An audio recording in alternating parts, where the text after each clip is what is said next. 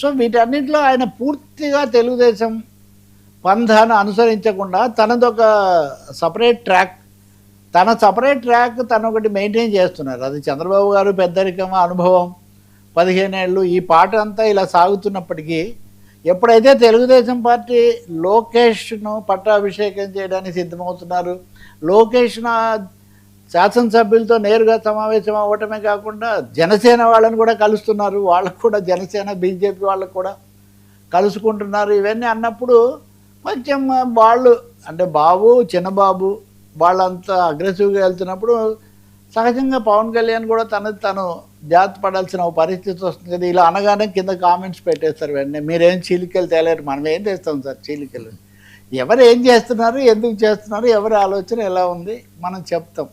కాబట్టి I think AP ఎన్నికల సీజన్లోకి ప్రవేశించినట్టు కనిపిస్తుంది 20 మాసాలకే.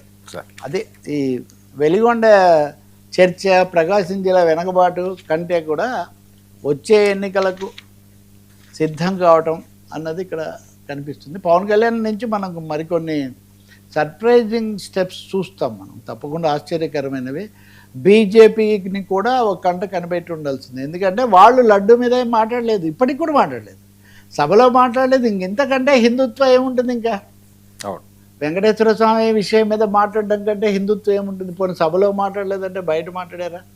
తెలుగుదేశం వైసీపీ మధ్య సాగుతున్న హోరాహోరీ పోరాటంలో బీజేపీ ఎటువైపు ఉంది? ఇది చాలా ఒకరో ఇద్దరు అంటున్నారు అప్పుడప్పుడు తప్ప ఎక్కువ మంది ఏమీ అనడం లేదు.